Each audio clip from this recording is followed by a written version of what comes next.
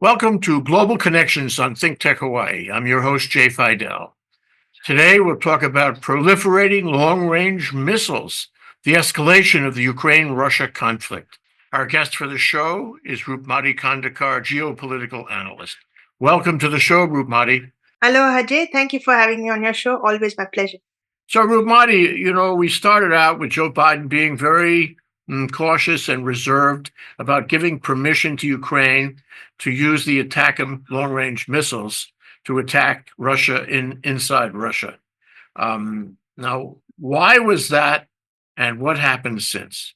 33-month war, 1,000-day war, everything all on paper, nothing is happening. It's a stagnant situation. And then suddenly last week we heard that Joe Biden has given the permission for Ukraine to use long-range ballistic missiles. That is when Ukraine struck Russia with six US-made ATACMS, that is ATACMS, on November 19th. Then they used the British Storm Shadow missiles, and the US made HIMARS on November 21st. Now, Jay, this was a clause which was put in by self that they would not use long-range ballistic missiles in this situation, so as to avoid an escalation and not to bring NATO into direct confrontation with Russia. But this executive order has spilled everything so badly, Jay, and brought such a instability in this conflict that we saw that the whole world was trembling. That is it World War III? Is it World War? What is happening? And then when you have Russia coming in and saying that this has brought the regional conflict and made it acquire characteristics, global characteristics. So this was a warning sent by Putin, and for sure we know that Putin never gives false, empty threats. He follows it up, and he did. The US officials said that Russia has notified Washington about the strike before, and the US had briefed Ukraine that it would have to get ready for such a strike. And Russia used the intermediate range missile, about 3,005 to 5,000 kilometers, known as Orshnik, and they struck the central eastern Ukrainian town of Dnipro. Now, Dnipro, J, was a missile-making center in the Soviet era, and this center was struck from 700 kilometers from inside Russian territory. So even Russia showed that they have this capability, and immediate retaliation would be in the picture. But Jay, the most significant aspect of the Russian retaliation was that the Orshnik was carrying a Mirved. Now, Mirved payload. Now, what is this? This is a multiple independently targetable re-entry vehicle, which is nuclear capable. The most significant aspect of this attack, Jay, was it was carrying a Mirved payload. Now, what is a Mirved payload? It's a multiple independently targetable re-entry vehicle that is nuclear capable. So it was not an empty threat; it was a stern warning signal given by Putin. And Jay, Biden came up with the thing that they had given the permission to use long-range missiles because of the presence of Korean troops fighting for Russia, and that's why the US had to come in direct confrontation. So that was the excuse given. And Putin said the Orshnik missile, Jay, is 10 times the speed of sound, and was ordered to be put into immediate production. So he was ready with a very forceful retaliation. Okay, let's drill down on some of that. This is actually an intercontinental ballistic missile Yes. that Putin used, and it is capable of carrying nuclear warheads, but he didn't put nuclear warheads on it. The message, however, to the West is clear. we have the missiles that can carry nuclear warheads, and we're going to show you that we have them. We're going to use conventional explosives on it. But you should stand aside because these are missiles that are fully nuclear capable. Mind you that Putin has a huge stockpile of nuclear weapons, of bombs. I don't know how they compare. The number compares with the U.S., but it's a lot, and he can do this.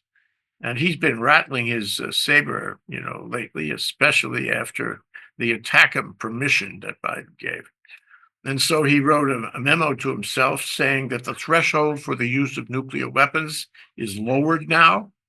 And the message there was that he may very well use them if this escalates any further. And it may escalate any further. I mean, the escalation seems to be, first you have the Korean troops come in by the thousands. I don't think they're doing very well, but there's a lot of them, and there are enough of them to make a dent in Ukraine, of course. And then you have Biden's, permission, and then you have Putin's intercontinental missile. What next? What is Biden going to do? So let's take a moment and drill down on Biden's foreign policy here. Call it his war policy in connection with the Ukraine war. How do you feel he has been doing? How is he doing now? What kind of a situation is he leaving for Trump? Jay, this executive order came across as a provocation from Ukraine to Russia. So it flipped the coin. Till now, we had the aggressor being Russia, and now suddenly he is showing that he is retaliating. He's not the aggressor. So that changed a lot of things in the conflict, and it gave him the right of self defense. It gave him the right of retaliation.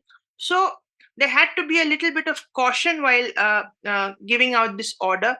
And for Ukraine, it became just that it had to seek to obtain the US THAAD, that is the Terminal High Altitude Area Defense System, or upgrade its Patriot anti-ballistic defense system. So it was kind of now they did this, Russia did this. Now we want to defend ourselves with better quality missile systems. So that was the sequence of events that were put into place. But that showed that US, British, and French long-range missiles are in the hands of Ukraine right now as a precautionary measure.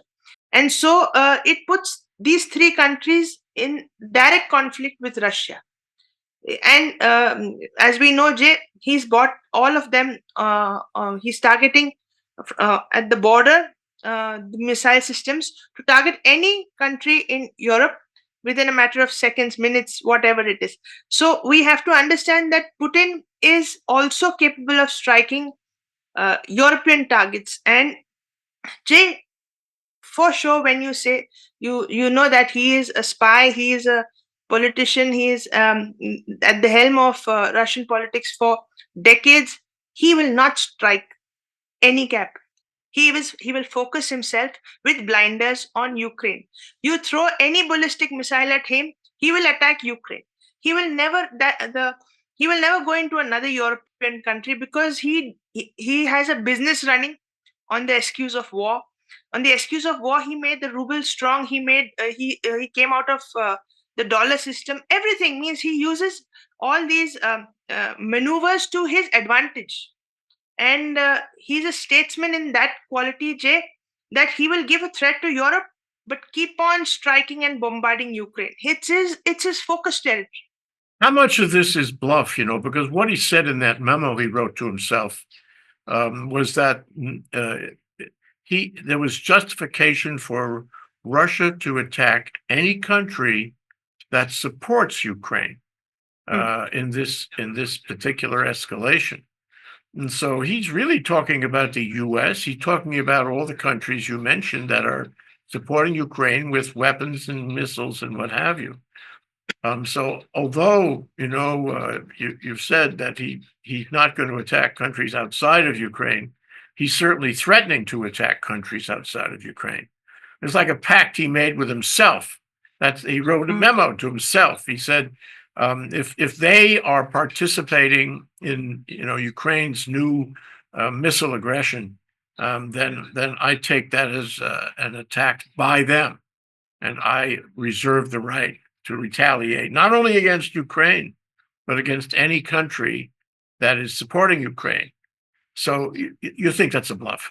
Yes, that's a bluff because he's had submarines roaming around in the Atlantic, in the Thames, close to the British Isles all the time because he just keeps them on the frying pan, but he has never done anything to hurt them. So he is that kind of the poke and wait kind of a leader. Jay. He will never attack any country. He will not bring them into direct conflict. Uh, at all. Japan was crazy in the World Wars to bring America into the war, otherwise, they would have won that war. So, Putin will not repeat that mistake. He learns from history. So, he will not repeat something like getting other countries into this. And Jay, we see from all the uh, countries that are involved, we don't see France and UK coming into direct one on one diplomatic heated exchanges with Russia. They will say we gave it to Ukraine. Ukraine decided to use it. They will fall back out of. UK has not given any statement on that they should use. They will say that we are not involved or whatever. But getting them into direct line of conflict is definitely a bluff. Yeah, well, one thing is you say that he is not likely to attack them. Okay, Mm, let's accept that. But remember, we're dealing with a hybrid war, Roopmati. yes. And this war is not just kinetic on the battlefield. It's not just throwing missiles one side or the other. It's also all that sinister stuff involving spies and assassins and hacking and destruction of industrial facilities and the like. He's done it a number of times with Ukraine, and I suggest to you that he's really talking about retaliation in ways more than the battlefield, in ways more than violence. Violent um, kinetic war. So what about that? I mean, he's trying to scare them, and I don't think the scare he's putting up is limited to kinetic war. What about your thoughts? Jay, your thoughts are echoed in the reactions that came globally when these ballistic missiles came into the picture. See, the Polish Prime Minister Donald Tusk said that this war was entering a very decisive stage, and we had a real risk of global conflict. Then you had the Hungarian Prime Minister Viktor Orban saying that Vladimir Putin should not be taken just at face value because Russia bases its policies primarily on its military might. And Kim Jong, as we know, he said that there was never before a greater threat of nuclear war, and that the US was having an aggressive policy towards the North Korean country. So, Jay, this kind of um, reaction to Putin is always there because we know what Russia is capable of. Like you mentioned, they have a stockpile of equivalent strength weapons, and they're capable of destroying Ukraine if they want. They will not wait for one missile and reply with one missile. If they decide to destroy, they can and would destroy everything if it comes to nuclear. And Jay, we know that any dictator or any tyrant, when it comes to his own neck, he will kill everything before him and then he'll uh, go for his self destruction. So he's Mm. got the stockpile of nuclear weapons. They could be the big bombs, that blow up a whole country. They could be tactical weapons, but in either case, there's fallout, literally. And Europe is not that big a place, and the winds blow across Europe, so the fallout would have an effect on countries way beyond where even the tactical weapons are used. Now, now, ultimately, he wants the territory. I mean, he's Yes. got dreams of being, the czar and all that, but he wants the territory. So if he wants the territory for, say, agricultural purposes or to expand his borders into the heart of Western Europe, The fact is that the territory won't be very useful if it's loaded with nuclear material. And, it's radioactive. Remember what happened in the case of Chernobyl. I mean, that was really bad. There was a city there. There was Chernobyl City. It isn't there anymore. People have, have long-term effects, and it's very hard to occupy land that has been irradiated. So that's got to feed into his decision process, don't you think? If he does that, sure, he'll have a gratification for a moment. The winds could blow right back into Russia. Yes. All of Europe is at risk. He doesn't get what he wants, but he gets a radioactive continent, actually. It's going to affect the economy for sure, the people, health issues all around for decades and decades. Is he going to march right through that and not worry about it? Jay, you remember in one of our previous shows, we said that about 18% of the territory had been captured by Russia, but he has always camouflaged his intentions or motives with the political diplomatic talk, saying that he just does not want Ukraine to join NATO. That is his only demand from Ukraine, nothing else.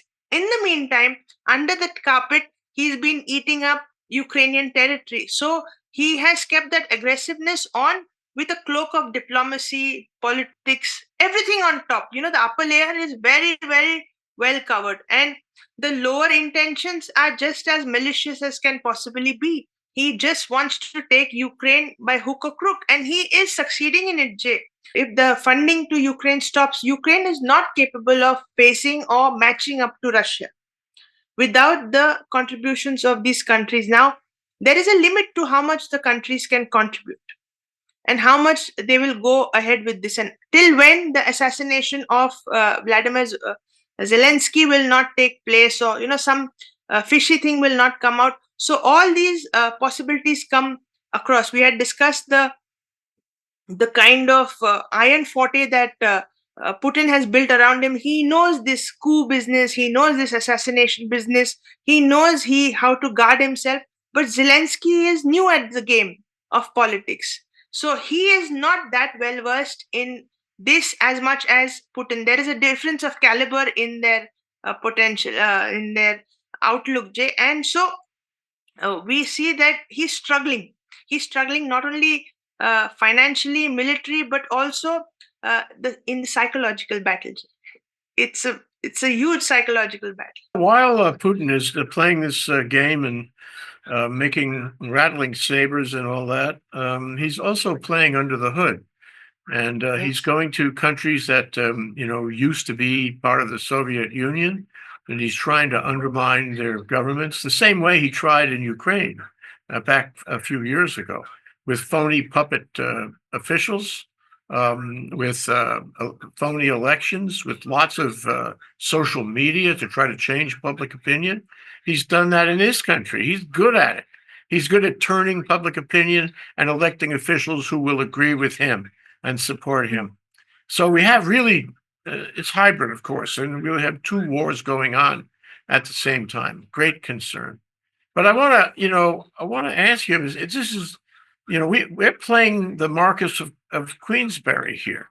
We're very determined to avoid any confrontation, no boots on the ground, and we are intimidated by Putin's threats and saber rattling. And I want to ask you what you think about Joe Biden's his tactics, his diplomacy, his war strategy for this war. It really hasn't gone well. Sorry, we're now at a place where Ukraine is jeopardized in every way, and here we are being intimidated yet again. We waited for years before providing the fighter jets. He waited for a long time before giving approval for these ATACMS to be sent to Russia. He every time the Putin rattles the saber, Joe Biden jumps, and the problem is that we're in the last few weeks of the Biden administration, And it doesn't look like Biden is going to do better in this few weeks. And it's kind of failing. And I suppose that Trump wants to negotiate something. He's going to have a failed situation on his hands, and he won't be able to stand up for Ukraine, even if he wants to stand up for Ukraine, because Ukraine is essentially in a position where it is losing. Your thoughts? Yeah, Jay, one of the key features of Joe Biden's presidency was its weak foreign policy, Jay. It could not put America on a firm stance. And that's what you explained now, that it took such a delayed time to provide the necessary logistics to Ukraine in this war. And so it turned out to be a war of just stalling the result towards Russia's favor. And now, when we see that the administration is changing, and he's given such a drastic approval at the brink of his handing over of power. So, Putin, being the mastermind in this conflict, Jay, he is going to wait it out till Trump comes. And when Trump comes, it's going to be a win-win situation for both, because neither Trump is interested in the European politics, nor Putin wants to bring Trump into this zone. So he will say that I will do whatever you want. Trump will say, "I want you to end the war, finish it off, take whatever you want," and they are going to just have a laugh about it. And who's going to suffer? Ukraine. Ukraine is going to really suffer because of ill-handled situations, Jay. And we never knew when Crimea was taken. It just happened under the carpet. He has this aggression which is very well cloaked and covered, Jay, and that is where the problem lies, in the aggressiveness of Russian politics and the lethargy in American foreign policy at the same time. If we had a dynamic American policy, it could have, hit Putin very hard, because the economic sanctions were one of the other features that were a mistake, I say, because he attempted to maneuver and sideline the dollar, and now he is going into BRICS. He is having the de-dollarization system. He is creating strategic partnerships. The economic the Russian oil and gas is flowing through Europe right across over Ukraine. So nothing has changed for you, Russia. You see, what has changed is the vulnerability of economic sanctions given by America. So that lost its grit. Otherwise, people used to be scared of American sanctions. Iran suffered because of American sanctions, and Putin managed to bypass the whole thing and create an entire system across the SWIFT transaction system. So that was one of the flaws. The military logistics was a flaw in dealing with Russia. Russia had to be dealt head on at the very moment that this happened, with a coalition of states, like we say always, that it had to be cut off at the beginning, the foundation. Now it's very well settled, Jay. I'm looking at it from Trump's point of view. There are so many contradictions. I don't know whether he started this anti-Ukraine campaign among his followers in the U.S. or whether he's responding to an isolationist, public opinion. And my guess is that he elevated the isolationism and therefore the opposition to Ukraine in this country. So he's got to deal with that. He's got to deal with the people who really feel there's a moral imperative here in this country, and it's probably about half of them, that we should support Ukraine. And then you have a similar process in Europe, where a lot of those countries, the NATO countries, wanted to defend Ukraine, wanted to give them money and weapons and rhetoric to support them. And now it's kind of softening. Maybe that's because Putin is working under the hood and doing political games with their leadership. Who knows? In any event, over the hood, he's threatening them. And then finally, you have Trump, who is a macho man and who always has to win, as against Putin, who is also a macho man who always has to win. So what can Trump do to be a macho man at the same time, be faced with all this undermine? Remember, he's also an isolationist for Europe. He doesn't want to support NATO. He doesn't care, as you said, he doesn't care about Europe. So where does that fit? This is very complicated business as to what he would or could or will do. Nobody can guess what will happen. A, because Trump himself is so conflicted with all of these various considerations and emotional, needs. And then Putin, who is also hard to figure out. So who knows what Trump will do? Who knows what Putin will do? Who knows what the two of them together will do? They have a lot of considerations on the table. And so nobody can figure out that. The one thing that I think is clear, I'd be interested in your thoughts about this. It will be very different from the war of attrition that Joe Biden has generated in Ukraine. It will be very, very different. Do you have any thoughts about that? So right about this, Jay. You remember the Tucker interview? Putin came across as the person who was so ready and so understanding and so eager to join the diplomatic exchange with Washington. Did he come as across as antagonistic, fierce, and hard hitting politician? No, he came off across a very accommodating politician, if I may say so. And that is exactly what is going to happen when Trump and Putin meet. They're going to turn it into a global photo opportunity and just make it so well staged. Jay is going to be showbiz, Bollywood style. Well, the pundits are saying that they'll have a settlement with Ukraine, which Yeah. will draw the line. This is like the 38th parallel in Korea.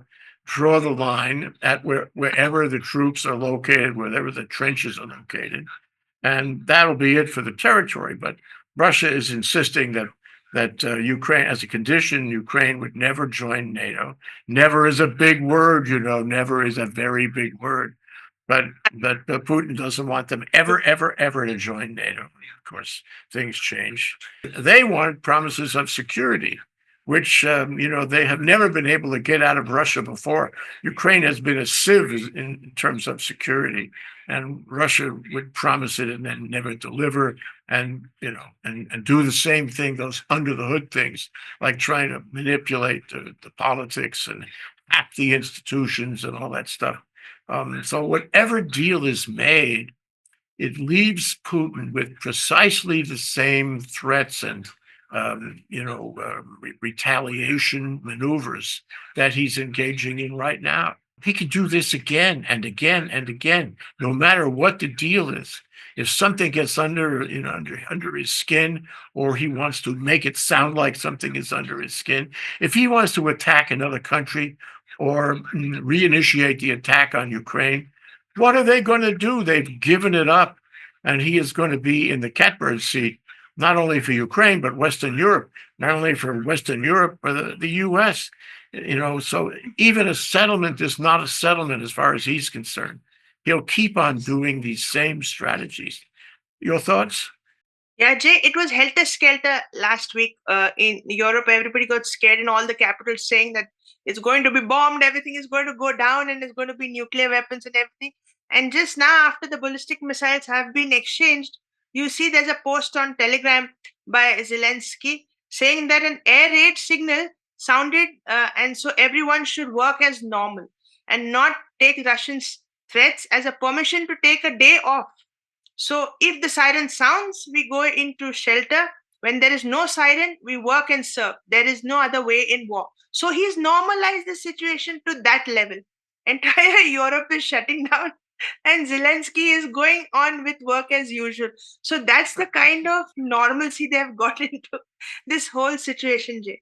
I agree. And what is really remarkable on top of that is the U.S. is pulling its embassy out of Kyiv.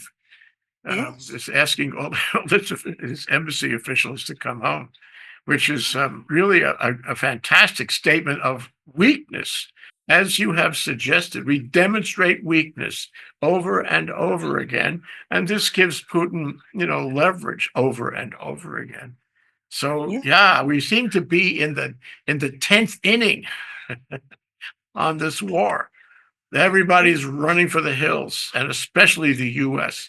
And by the time we get to January 20th, God knows, even now, between now and January 20th, the probability is that Ukraine is going to lose ground. Russia is going to gain ground. And although Putin pays the price in terms of all these people he's making cannon fodder and killing on the battlefield by sending them into harm's way, the fact is he's not weakened by it. He keeps on coming.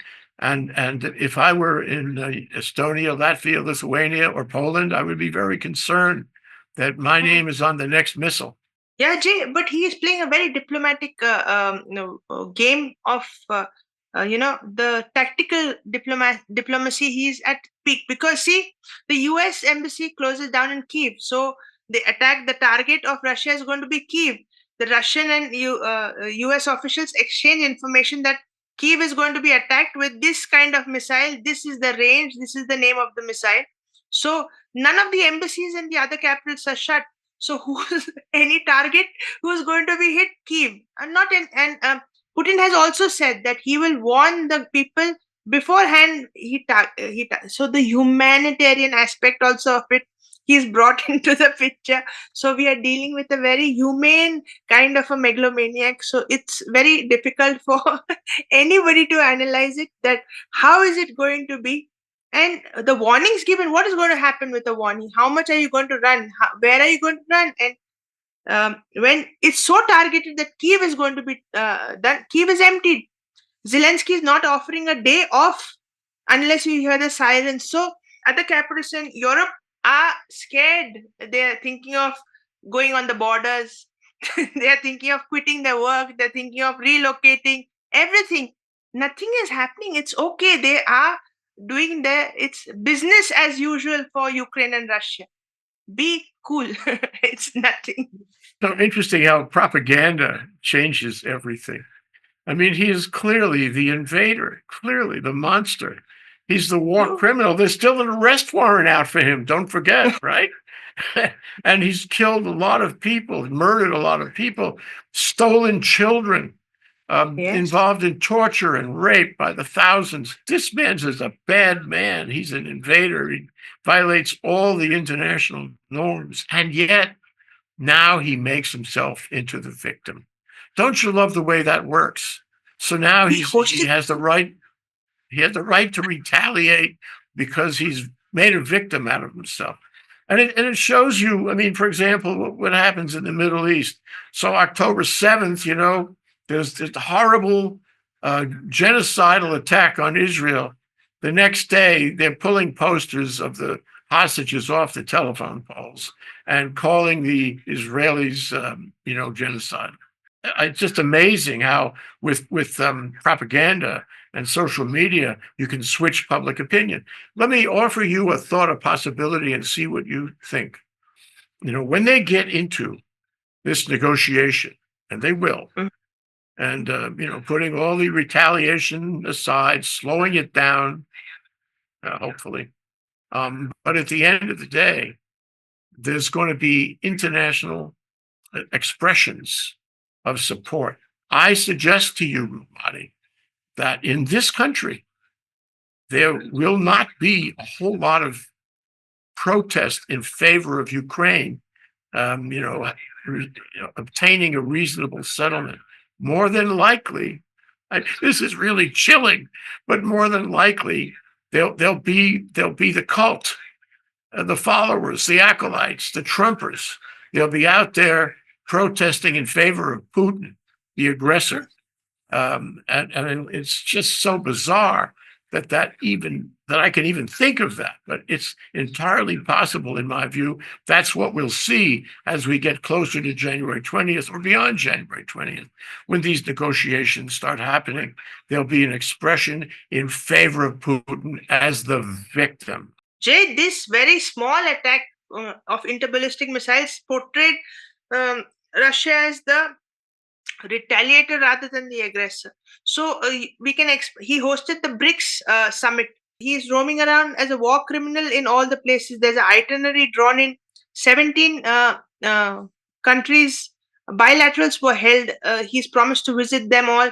And be sure with Trump's attitude and Putin's attitude gelling well, we'll have bilaterals, we'll have photo ops, and we'll have everything going hunky-dory for it, because both of them want to avoid controversy. Both of them have a public face that they want to maintain, and they want to show. Trump wants to show that he has ended this war. Putin wants to show we have accommodated everything. I don't think there's going to be a Zelensky in that photograph, Jay. Just for a brief handshake, going to be. Well, you said before that Zelensky didn't have the experience, that Putin has. And, that's an interesting look at things because Zelensky is the guy that's holding this all together right now. If he fell down tomorrow, that would be the end of the war. That'd be the end of Ukraine. If he left, sort of like the way Navalny left and, went to Germany, that'd be the end of Ukraine. And he could do that. Or he could get sick, or he could die. He could be poisoned or assassinated. And that's the end of Ukraine. So what's in the future? What's in the cards for Zelensky? You alluded to it because he wouldn't be in this negotiation. This would be a negotiation between Trump and Putin, and Zelensky be having a coffee somewhere. you know, the, what's in the future? What's in the cards for Zelensky here? Jay, you remember the Wagner thing when the terror attack happened on Israel? In one of the headlines, you had Wagner just assassinated from a flight. So that's how Putin works. Under headlines, there is some headline, small headline, in which he eliminates his victims. So Zelensky will have that rope. He's given Zelensky enough rope to hang himself. And, like you said, he's an expert. He's a spy, expert at politics, but a spy at heart. So he is going to use every tactic in the book to destroy any opponent. And Zelensky has been his aggressor, and he's been his enemy number one, and tried to isolate Putin on the global stage. Jay, we've seen the efforts of Zelensky to try to isolate Putin on the global. He's not able to, because I told you, Putin works in. He's far more experienced, and his foundation for politics is very hardcore. Like that, Zelensky has come career switching. So there's a little bit of difference of resume in their attitude, Jay. Otherwise, it's difficult to understand how Putin can fight so much. You and I are watching a chess game, Roopmati, and we're watching the Yes. players make their moves. And Zelensky's on one side of the board. I'm not sure that Trump is on any side of the board, really. And Putin is on the other side of the board. And remember that one of the greatest chess players in the world, what was his name? Kasparov, came from Russia. Yeah, Russia is very endowed about chess. So this whole kind of experience here, where all these players, one of them is kinetic war, and then you have all the other players involved, and it's not so much kinetic war. They're all on the board, and that's a very hard game to play. So here we are.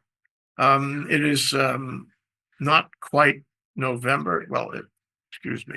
It is not quite December, and we are, looking down the road to the inauguration on January 20th. And I would like to make you a short-term Secretary of State. You only have a few weeks to operate, 7 weeks roughly. And my question to you is, what do you do? And you can't say, well, I'm frozen. I can't do anything. I'm powerless. There's no options available to me. You have to take some action. Okay. It's a difficult question, Roopmati. What do you do in 7 weeks? 7 weeks to end a 33-month war would be really tough and tight, but still, it would be nice that there would be a peace summit which would be planned. You get into the planning and logistic things of international relations, where you start putting diplomatic efforts into this entire situation, and try to bring these two bodies which are fighting, Ukraine and Russia, to the table, Jay. We have tried everything. We have tried to stop Western Europe from buying Russian gas, or we have tried to bring the UN into toothless limitation of Putin by declaring him a war criminal and everything, but that has not worked. So bring the two parties that are involved on the table, even if it's for a start, and it lays the foundation for the next administration to come in. Ask them to sit face to face, because as much as Zelensky has to let go of his ego, Putin will have to let go of his ego if Zelensky comes to the table. So that kind of bringing down Putin to what he is promising will be a big task. But if he's promising to engage in diplomatic efforts, come. He is just saying it because nobody's asking him to come to the table. So he's showing himself as a very accommodating, very diplomatically energetic person who's willing to negotiate, but nobody's asked him to come down to the negotiating table with Ukraine. The peace summit that happened in Switzerland was without an invitation to Russia, and it was involving the Central Asian states, which are pro Putin. They had no interest in trying to manipulate Putin to come in. So bring Zelensky and Putin to the table by hook or crook. That is the only way out of this war. And Putin will and Trump will bring Putin to the table with or without Zelensky. So that is a big thing, Jay. That is the next step. One thing, we've been talking about this and following it. I mean, it would be interesting to go back and see our earlier shows on the subject and what we were thinking and saying.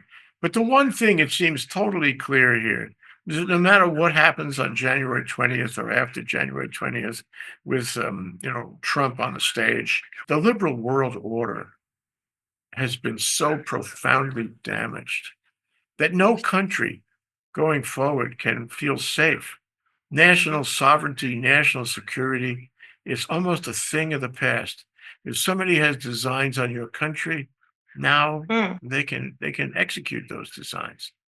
Do you agree? Do you feel that this can somehow be resolved without further damage to the liberal world order, or is the liberal world order a thing of the past?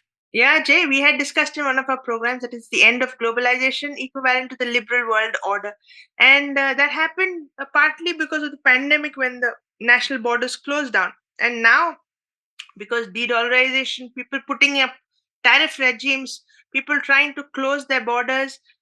But at the same time, when we are economically limiting the borders, politically they have become more vulnerable to attacks from outside and to aggressors, because now to gain economic power, you can go and aggress into another territory, because see, two wars are happening. The world is watching. Nobody is doing anything. So it has kind of given the countries the liberty that they can do and aggress, and nobody will come to the rescue of the weaker um, weaker country which is there. Just imagine how many countries can be engulfed by each other in Africa or say Latin America if there is a collapse of the economic order. The political systems can take over, the coups can happen, they can aggress other countries, the boundaries will be changing so fast. So the liberal world order had a kind of a system where they would follow rules and regulations, Jay. And right now we are seeing a blatant violation of rules and regulations all over in every sphere of uh, interactions in the international system. So there has been no keeping to the line in this contemporary world, Jay. I'm glad I asked you that question, but I'm sorry to hear your answer. Roopmati Khandekar, geopolitical analyst. Thank you so much for joining us today. Aloha, Jay. Thank you so much for having me. Thank you very much.